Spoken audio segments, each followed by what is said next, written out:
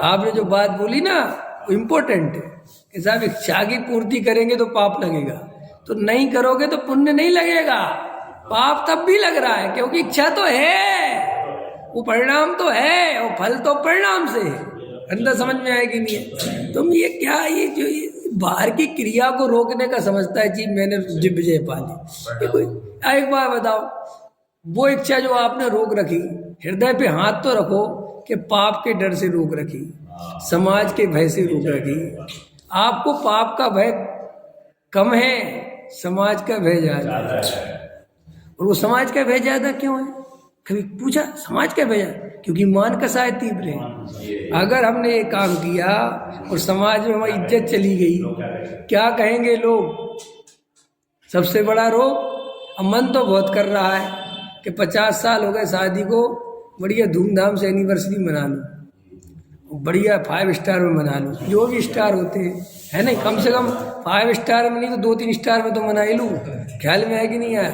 अब लेकिन उसको ये भी लगता है हम प्रवचन में जाते हैं और वहाँ सभी बातें सुनते, इनमें कुछ दम नहीं है। अब यार मनाएंगे तो क्या करेंगे, क्या कहेंगे कि वैसे तो बड़ी बड़ी बातें करता है और देख लो जी मना रहा और फूल माला डाल रहा है एक दूसरे गले में। अब जब अब उसने इच्छा को नहीं तो भैया वो तो पाप तो हो ही गया, इसे क्या था मैंने बात होगा ये तो। और पाप की तो मैं बात ही नहीं उठाता, क्योंकि मेरा अंदर का मानना है कि लोग झूठ बोलते हैं उन्हें पाप की चिंता है।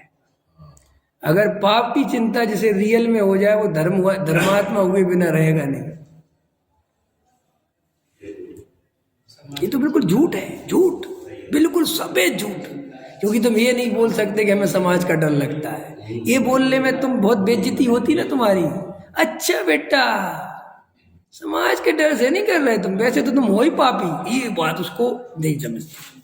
तो वो इसलिए सारा तोपड़ा, सारा अपना अल्टीमेट काय पे तोड़ देता है कि हम तो पाप के, भैया पाप अंदर पाप की चिंता है कैसे?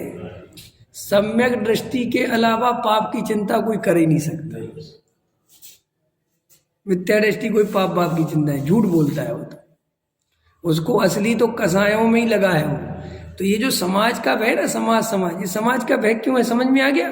मान कसाय प्रबल है, और अगर मेरा मान खंडित हो गया, अगर मेरी समाज में इज्जत चली गई तो मैं तो जीते जी मर जाऊंगा। तो वो ढकोसलेबाजी, मुंह दिखाने लायक नहीं रहूंगा।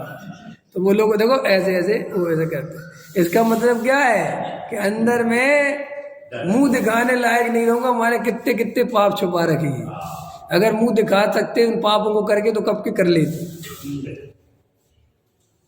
ख्याल में आया कि नहीं आया? इसलिए भैया बाहर से धर्मात्मा दिखने का कोई फायदा नहीं है।